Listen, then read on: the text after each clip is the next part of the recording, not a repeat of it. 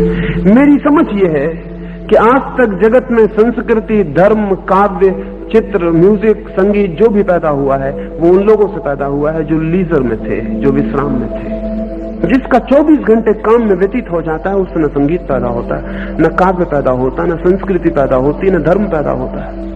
अब तक जगत में जो भी श्रेष्ठतम विकास हुआ है मनुष्य संस्कृति का, वो विश्राम के क्षणों में हुआ है।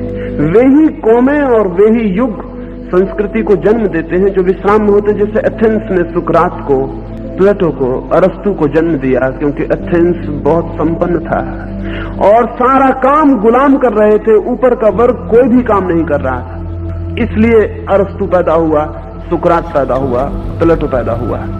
हिंदुस्तान ने बुद्ध, महावीर जैसे लोग पैदा किए, कृष्ण और राम जैसे। ये सब लीजरली क्लास के लोग थे, ये सब अभिजात वर्ग के लोग थे जिनके ऊपर कोई काम नहीं था। हिंदुस्तान के इतिहास को अगर हम उठा कर देखें तो सारे ग्रंथ ब्राह्मणों ने लिखे जिनके पास कोई काम नहीं था।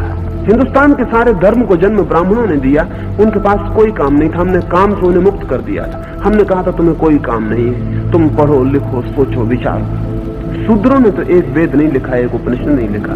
शूद्र कैसे लिख सकते थे?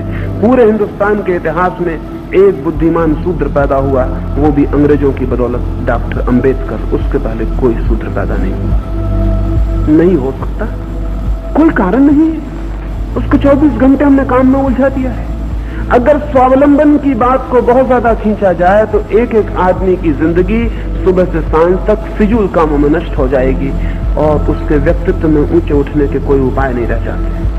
अगर व्यक्ति की चेतना को ऊपर उठाना है तो समाज में अधिकतम विश्राम हो सके, इसकी चिंता करनी चाहिए। वो कैसे होगा? विश्राम होगा मनुष्य का श्रम यंत्रों के हाथ में चला जाए तो। जब तक गुलाम थे दुनिया में तो गुलाम श्रम करते थे, मालिक विश्राम करता था। वो अन्यायपूर्ण था क्योंकि गुलामों की आत्मा को विकसित होने का कोई मौका नहीं मिलता था। किसी आदमी को यह हक नहीं है कि वो दूसरे आदमी की आत्मा की कीमत पर अपनी आत्मा को विकसित करे। ये अन्याय है, ये सीधा पाप है। लेकिन विज्ञान ने एक बड़ा भारी उपकार किया मनुष्य के ऊपर। आदमी का काम यंत्र कर सकता है, आदमी को काम में गुलाम बनाने की अब कोई जरूरत नहीं रह गई है। नई टेक्नोलॉजी सारा काम कर लेगी। आने वाले 50 वर्षों में अमेरिका और रूस में किसी आदमी के ऊपर किसी तरह का अनिवार्य श्रम नहीं रह जाएगा। जिस दिन पूरा समाज श्रम से मुक्त हो सकेगा उस दिन हम कितनी बड़ी संस्कृति को, कितने महान धर्म को, कितने बड़े काव्य को, कितने बड़े साहित्य को जन्म दे सकेंगे, इसकी आज कल्पना करनी भी मुश्किल है।